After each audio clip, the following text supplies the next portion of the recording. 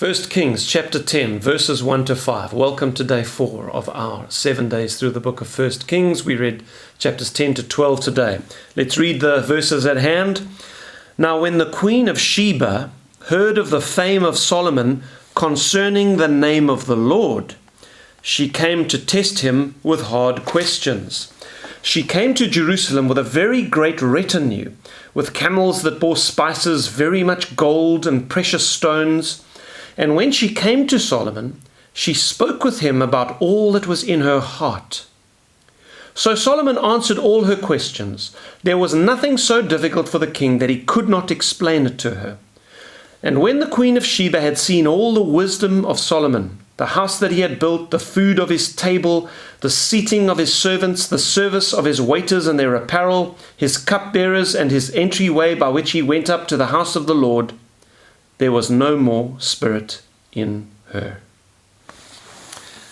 So the first thing I want to draw your attention to is that the writer of 1 Kings tells us the queen of Sheba came to Solomon not to seek wisdom on political matters or worldly matters. She didn't want to know about people and about how to lead people and how to be a better queen. She didn't want to know about history or natural things about the earth or the trees or the fish and all the other things that we do know Solomon spoke about. She came to Solomon with religious questions. It says, when she heard of the fame of Solomon concerning the name of the Lord, she came to him with hard questions. So do you have questions which are in the very depth of your heart? Maybe you aren't even able to verbalize them to other people.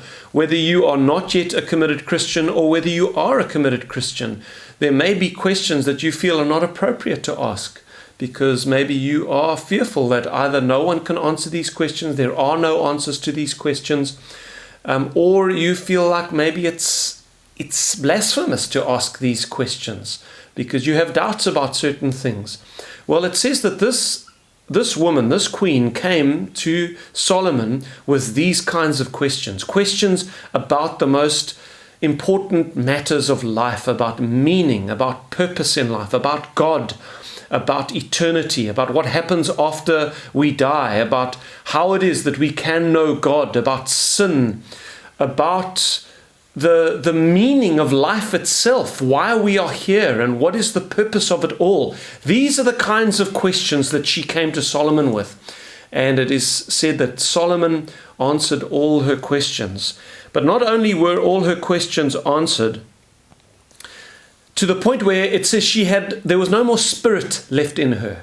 That fighting spirit, that argumentative, not so much argumentative, but that doubting spirit, that spirit of yes, but. And I'm sure you've had conversations with people before where perhaps you've tried to answer some of their kind of religious or metaphysical questions, and every time you answer a question, they've got another question. Yes, but what about this? Yes, but what about that? Well, it got to the point with the Queen of Sheba that Solomon was so wise in how he answered her questions, the grace with which he did it, but also the wisdom which he was obviously answering those questions with, that it got to the point where the Queen of Sheba had no more questions. There were no more, yes, but what about? Her spirit was completely subdued by the wisdom of Solomon, to the point where she then praises the God of Solomon. And she says, blessed be the Lord, Yahweh, the God of Israel, who has set you on the throne. And blessed are all of your servants who can be with you every day and hear your wisdom. She praises the God of Israel. An incredible thing. But then not only are all her questions answered and her spirit subdued in the presence of Yahweh, but she then sees what the knowledge of God and a relationship with God will do to a man. She experiences his generosity, and she sees like his kingdom and the joy of his servants and the peace of his household. and she is completely subdued by all of this. And yet, my friend, let me tell you this, a greater than Solomon is here. There was a time, we read of this at the end of Matthew chapter 12, where the Pharisees and the religious Jews were seeking a sign from Jesus. If you are who you say you are, we want to see a sign. Come on, perform some miracle for us. And Jesus rebuked them for seeking a sign. He said, an evil and an adulterous generation seeks after a sign. And then he said, the Queen of Sheba will arise on that great day of judgment at the end to judge this wicked generation, because she came from the ends of the earth to seek the wisdom of Solomon with her hard religious questions.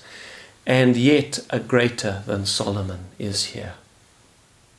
So my friend, I want to encourage you, if you've got these very difficult questions, these fundamental questions about the meaning of life, about the purpose of your life, about origins, where you came from, where everything in the universe came from, where the human race came from, and about destiny. Where are we going? Where is the earth going? And your personal destiny. What will happen to you after you die? If you've got questions about these things, or perhaps you're a Christian and your questions about those things have been answered, but you've got questions about your relationship with the Lord and about prayer and about why God doesn't answer your prayers, and these are hard questions, things you struggle with, and how can God allow what's going on in the world, and there's sin and suffering, and you've got all these questions. Can I give you some advice this morning from the Word of God itself? If you don't want to take the advice from me, at least take this advice from the Queen of Sheba, who will rise up on the day of judgment and condemn those who seek a sign, who want some kind of proof that all this is true. Here's what you do.